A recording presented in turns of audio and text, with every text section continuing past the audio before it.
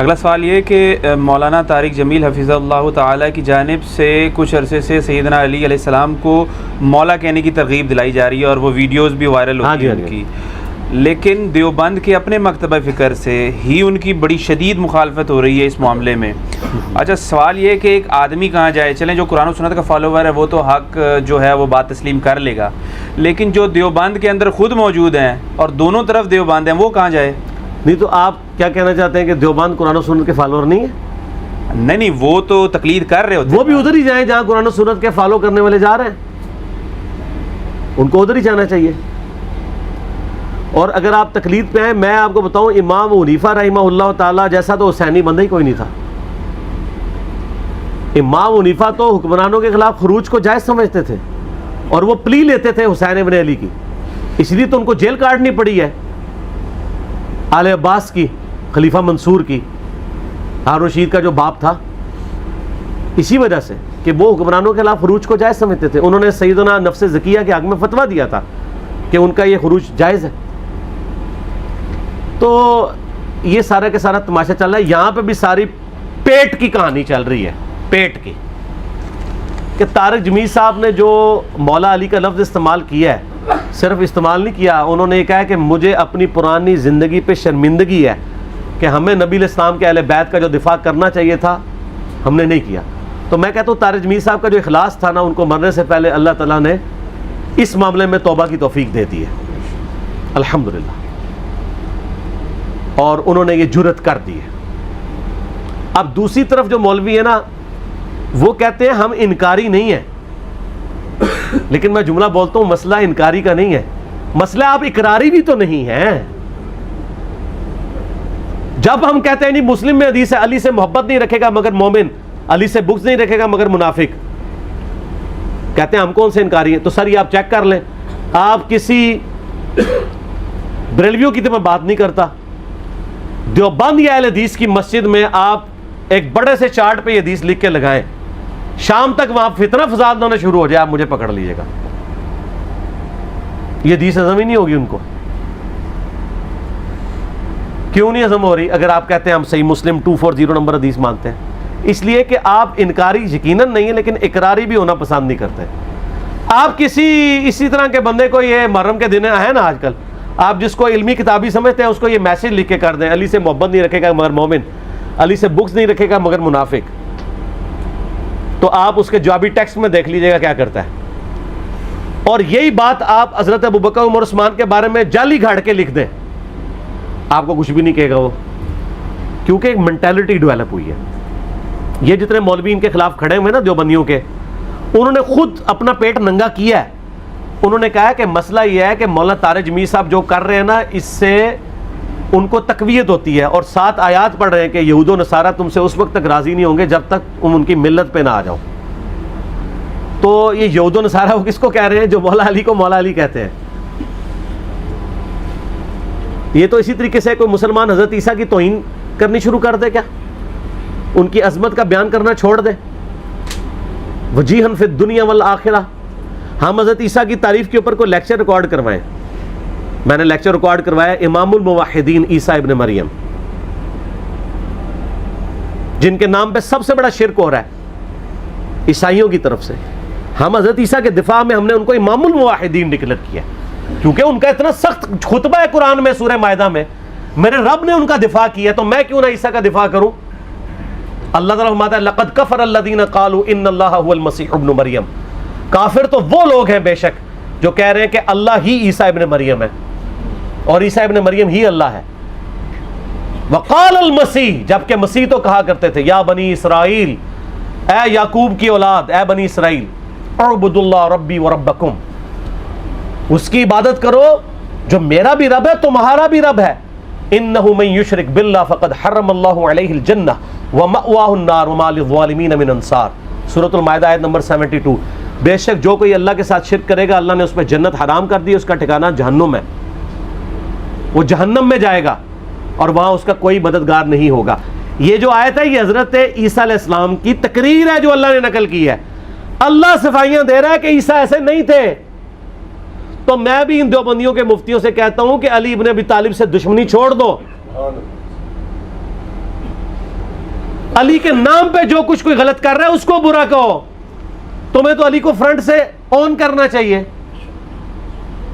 مولا علی کہنا چاہیے. اور طارق جمیل صاحب نے ٹیکنیکل بات صحیح کی تھی. انہوں نے کہا ہم حضرت ابوبکر کا نام ابوبکر تو نہیں, صدیق بھی ساتھ بولتے ہیں, حضرت عمر کے ساتھ فاروق بولتے ہیں, حضرت عثمان کے ساتھ غنی بولتے ہیں, تو علی کے ساتھ مولا بولنا چاہیے, ان کا حق ہے. اب وہ ظاہر ہے ان کو پتہ ہے حدیث متواتر ہے, دیوبندیوں کو بھی.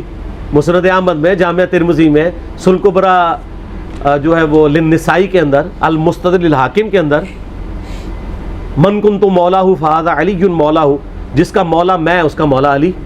اور مولا کا مطلب دلی محبوب بھی, آقا بھی. غلام والا معنی یہاں پہ نہیں آئے گا, کیونکہ نبی علیہ السلام اپنے بارے میں کہہ رہے ہیں جس کا مولا میں.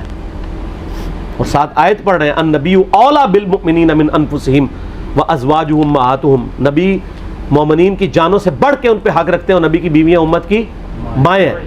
تو آپ نے اپنا حق جتا کے کہا کہ میرا اتنا حق ہے, میں تمہارا آقا ہوں, مولا ہوں. تو اب من کنت مولاہ فہذا علی مولاہ, جو مجھے آقا مانتا ہے وہ علی کو بھی مانے. پھر غدیر خم پہ نبی علیہ السلام نے مولا علی کا ہاتھ پکڑ کے یوں صحابہ میں بلند کر کے کہا من کنت مولاہ فہذا علی مولاہ. اسی حالت میں کہا اے اللہ اس سے محبت رکھ جو علی سے محبت رکھے, اور اس سے دشمنی رکھ جو علی سے دشمنی رکھے. یہ تو دشمنی ہم بول لے رہے ہیں. پھر صحیح مسلم کی حدیث 240 کہ علی سے محبت نہیں رکھے گا مگر مؤمن, علی سے بغض نہیں رکھے گا مگر منافق. یہ ساری چیزیں ہوتے ہوئے ان کو مولا لفظ چڑ لگ گئی. اور وہ ایک وہ لال داڑھی والا بیٹھا ہوا ہے مکے کے اندر بیٹھ کے, حرم کی سرزمین میں بیٹھ کے حرم کی حرمت کو پامال کر رہا ہے, اور کہتا ہے جی اس سے جو ہے نا وہ دیکھیں شیعہ کو تقویت ہوتی ہے. تو میرے بھائی دنیا میں ہر چیز سے کسی نہ کسی کو تقویت ہو رہی ہوتی ہے, شیعہ کو اس سے تو صرف تقویت نہیں ہو رہی ہے.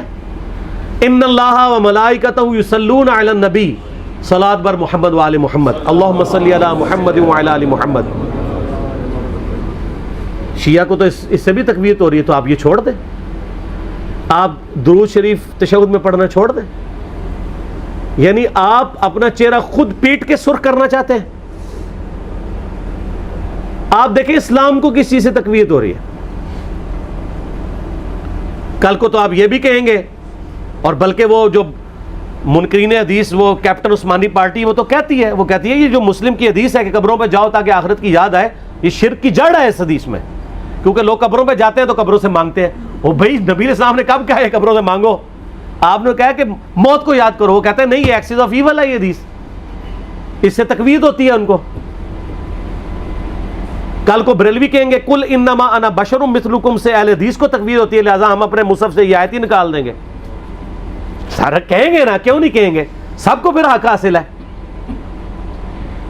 کل کو کوئی اہل حدیث اٹھ کے کہے گا جی چونکہ آج کل آپ کو پتہ ہے وہ بڑے یہ لوگ جو ہیں وہ تبرکات کے پیچھے پڑے ہوئے ہیں, تو یہ جو مسلم شریف میں حدیث ہے کہ سیدہ اسماء بنت ابی بکر نے, سیدہ عائشہ کی بڑی بہن نے, نبی علیہ السلام کی وفات کے بعد ایک کرتا نکالا, تیالسی کسروانی کالا جبہ جس کو گوٹ بھی لگی ہوئی تھی, اور کہا کہ یہ نبی علیہ السلام کا کرتا ہے, سیدہ عائشہ کی وفات کے وقت میں نے ان سے لے لیا, نبی علیہ السلام اسے پہنتے تھے اور ہم اس کا دھون مریضوں کو شفا کے لیے پلاتے ہیں. تو یہ مسلم شریف کی حدیث نہیں بیان کرنی چاہیے. تو بریلوی تو پہلے ہی کہتے ہیں کہ حضور صلی اللہ علیہ وسلم کے تبرکات سے فیض حاصل کرنا چاہیے. تو آپ نے دین کو دیکھ کے چلنا ہے یا ان چیزوں کو دیکھ کے چلنا ہے؟